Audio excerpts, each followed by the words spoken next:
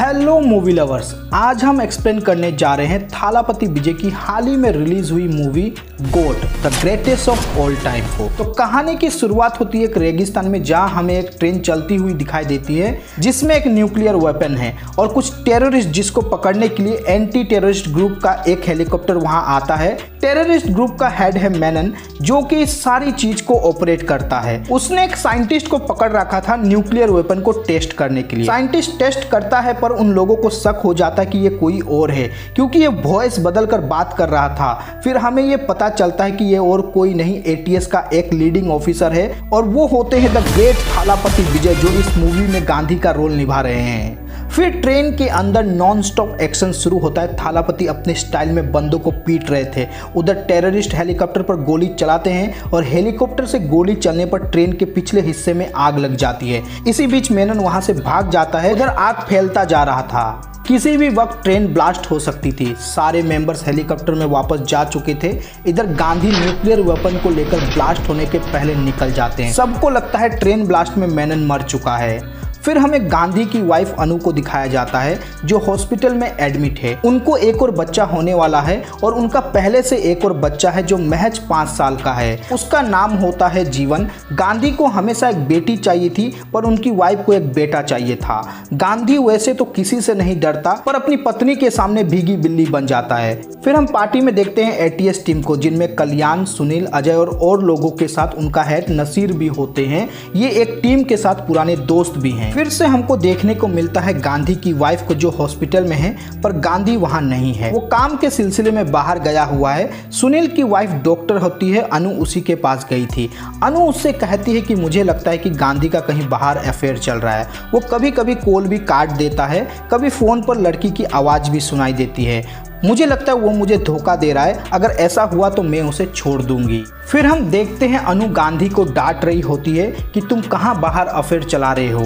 वो मना करता है और कहता है कि मैं एक सीक्रेट एजेंट हूँ और सेट्स के लिए काम करता हूँ, पर उसकी बीवी मानती नहीं है। इस पर अपनी बीवी को मनाने के लिए वो कहता है कि मैंने हमारा सेकंड हनीमून प्लान किया है, वो भी थाईलैंड पे, और इस पर उसकी बीवी मान जाती है।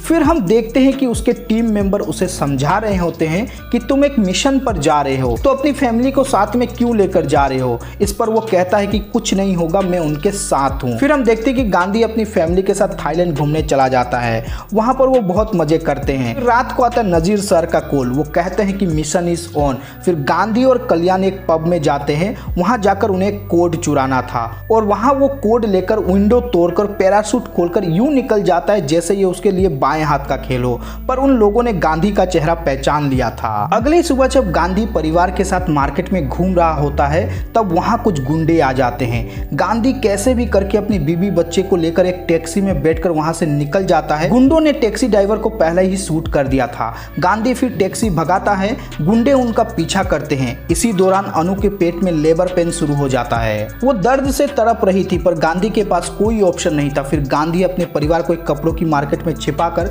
गुंडों से लड़ने लगता है। तभी कल्याण वहां पर आकर गुंडों को शूट करने लगता है और गांधी से कहता है कि तुम अनु को लेकर हॉस्पिटल चले जाओ। हॉस्पिटल में अनु को एडमिट करने के बाद बाहर आकर बिल भरने जा रहा होता है कि उसका बेटा जीवन उससे कहता है कि मेरे पैर में बहुत दर्द हो रहा है, तो अपने बेटे को एक जगह बिठाकर बिल भरने चला जाता है। फिर जब वो लौट कर आता है तो देखता है कि उसका बेटा वहां पर नहीं है। गांधी अपने बेटे को ढूंढने लगता है पर वो नहीं मिलता। उसे उसकी बीवी को भी जवाब देना था। फिर वो पुलिस स्टेशन जाकर एफआईआर लिखवाता है। फिर रात को उसे पता चलता है कि एक जगह पर कुछ बच्चों की जली हुई बॉडीज मिली है। गांधी फिर उस जगह पर जाता है और अपने बेटे की जली हुई बॉडी को देखता है। उसे वो अपना बेटा इसलिए लगता है क्योंकि उसके हाथ में एक स्पाइडरमैन का पुतला होता है। ये पुतला उसके बेटे का था।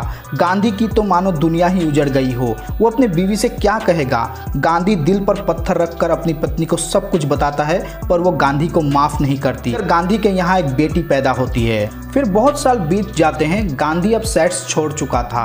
अब वो एक नॉर्मल लाइफ जी रहा था और एयरपोर्ट पर पासपोर्ट चेक करने का काम करने लगा था।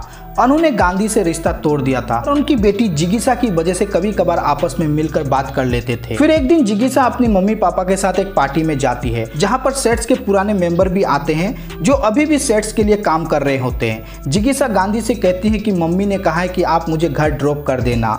उस पार्टी में नजीर गांधी से कहता है अब खुद को दोष देना बंद करो, फील्ड जॉब नहीं करोगे ठीक है, पर मॉस्को में डिप्लोमेसी का प्रॉब्लम है, उधर जाओ और एम्बेसी से मिलकर उस प्रॉब्लम को ठीक कर दो। बहुत रिक्वेस्ट करने पर गांधी मान जाता है और मॉस्को चला जाता है। वहाँ रशियंस इंडियंस के खिलाफ आंदोलन कर रहे थे क्योंकि उनका मानना है कि इंडियंस की वजह से उनको प्रॉब्लम हो रही है। गांधी इस मामले को शांत करने की कोशिश तो करता है पर तभी कुछ गैंग मिलकर इंडियन एम्बेसी पर हमला कर देते हैं। इसे रोकने के लिए गांधी उनसे लड़ने लगता है। तभी वहाँ पर एक मार्क्स वाला लड़का गांधी से लड़ने लगता है। उसका लड़ने का तरीका बिल्कुल गांधी के जैसा था। दोनों आपस में खूब लड़ते हैं और जब गांधी उसका मार्क्स हटाता है तो वो लड़का उसका हमशक्ल निकलता है। गांधी को लगता है कि वो उसका बेटा जीवन है। तभी रशियन पुलिस वहां पर आ जाती है और वो लड़का वहां से भाग जाता है। गांधी अपनी टीम से उस लड़के के बारे में पता लगाने को कहता है। इधर वे लोग पता लगा ही रहे होते हैं तभी वो लड़का गांधी के सामने आ जाता है और उससे कहता है कि मुझे लगता है कि आप मेरे पापा हो, मैंने आपको बचपन में देखा था, मेरी यादें धुंधली हो चुकी हैं। गांधी ये सुनकर रोने लगता है। वो उससे कहता है कि तुम इतने दिनों तक कहाँ थे, हमारे पास क्यों नहीं आए, तुम मेरे साथ चलो। तब जीवन कहता है कि मैं फजल गैंग के लिए काम करता हूँ, वो मुझे नहीं छोड़ेंगे, साथ में आपको भी मार डालेंगे, आप इंडिया वापस चले जाओ। गांधी कहता है कि तुझे लिए बिना वापस नहीं जाऊंगा। तभी फैजल गैंग वाले उन पर गोलियां चलाते हैं। गांधी अपने बेटे को एक बाइक में लेकर भागता है और वहां से निकल जाता है। फिर सुनील उनका पासपोर्ट बनाकर उन्हें इंडिया ले आता है। फिर गांधी अपने बेटे को लेकर अनु के पास जाता है। अनु अपने बेटे को देखकर रोने लगती है और गांधी को माफ कर देती है। फिर सब कुछ नॉर्मल होने लगता है। नेक्स्ट सीन में हम नजीर को देखते हैं। उसे पता चलता है कि बहुत टाइम से उनके इंटेल लीक हो रहे हैं और एक एक करके उनके एजेंट्स मारे जा रहे हैं। मेट्रो से चेन्नई जाने वाला था पर उससे पहले वो गांधी को फोन करके बताता है कि वो उससे मिलकर कुछ बताना चाहता है। ये कॉल ट्रेस हो रही थी। तभी नजीर के पास एक हेलमेट पहनकर एक लड़का आता है और वो उनसे लड़ने लगता है। वो लड़का नजीर से कुछ लेने आया था।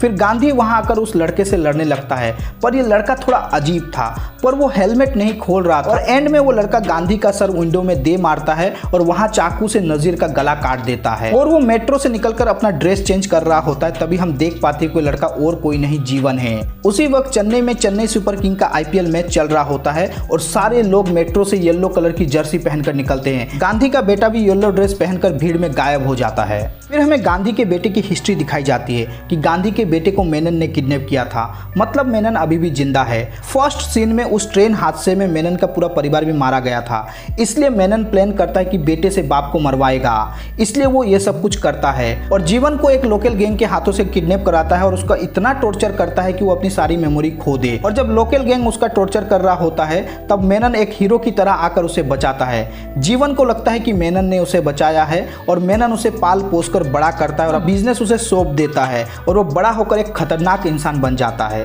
तब एक दिन मेनन उससे कहता है कि जिसने उसके परिवार को खत्म कर डाला था वो तुम्हारे बायोलॉजिकल फादर है। अब मैं तुमसे ये तो नहीं कह सकता कि तुम अपने बाप को मार डालो। इस पर जीवन कहता है कि जरूर मार डालूंगा। प्रेजेंट डे में हम देखते हैं कि जीवन गांधी के घर में रह रहा था, उस पर कोई शक नहीं करता और वो एक एक करके सेट्स के मेंबर को मार डाल रहा था। फिर वो मेनन को इंडिया बुलाता है एक बड़े प्लान को अंजाम देने के लिए। वो उसे कंटेनर के थ्रू बुलाता है पर वो कंटेनर नेवी वाले पकड़ लेते हैं और सेट्स टीम को कांटेक्ट भी कर लेते हैं। गांधी अपने फोर्स के साथ वहां पहुंचे इससे पहले जीवन सुनील की बेटी को किडनैप कर लेता है। गांधी को सुनील के लिए वो कंटेनर छोड़ना पड़ता है, फिर भी जीवन उसकी लड़की को मार डालता है। फिर गांधी नेवी कंटेनर का CCTV फुटेज देखता है तो वहां उसे मेनन नजर आता है। उसे लगता है कि दाल में जरूर कुछ काला है। उधर जीवन प्लान करता है कि जब CSK और मुंबई इंडियंस का मैच चलेगा वो पूरा स्टेडियम उड़ा देगा। गांधी सारे तार जोड़ने की कोशिश करता है और पता चलता है कि उसी का बेटा इन सब के पीछे है। इससे पहले कि वो जीवन को अरेस्ट करे जीवन उसको घायल कर देता है और जब गांधी को होश आता है तो वो खुद को और अपनी पत्नी को एक जगह बंधा हुआ पाता है और उसके सामने मेनन खड़ा था। मेनन उसे सब कुछ बताता है कि जीवन क्या करने वाला है और वो गांधी से नफरत करता है। तब गांधी कहता है कि तूने मुझे पकड़ा नहीं, मैं खुद पकड़ा गया हूँ ताकि तेरा प्लान जान सकूं। तभी सेट्स टीम वहां आकर मेनन को पकड़ लेती है और उधर दूसरी तरफ जीवन ने सिक्योरिटी एक्सेस ले लिया था। फिर गांधी वहां आता है मेनन के साथ और मेनन के सर पर बंदूक लगाकर मेनन को थप्पड़ मारने लगता है। ये देखकर जीवन को बहुत गुस्सा आता है पर वो कुछ कर नहीं पाता। मेनन कहता है कि बेटा अपना मकसद नहीं भूलना। सुनकर जीवन स्टेडियम को उड़ाने के लिए डेटोनेटर तक पहुंचने वाला होता है कि उससे पहले गांधी वहां आ जाता है। जीवन और गांधी आपस में लड़ने लगते हैं। गांधी अपने बेटे को समझाने की बहुत कोशिश करता है पर वो नहीं मानता और अंत में वो अपने बेटे को गोली मारकर उसे मार डालता है। इसी के साथ मूवी यहाँ पर खत्म हो जाती है। तो दोस्तों ये थी थालापति विजय की गोट मूवी का एक्सप्लेनेशन वीडियो। इसके पोस्ट क्रेडिट सीन को हम अगली वीडियो में एक्सप्लेन करेंगे। तो मिलते हैं अगली वीडियो में।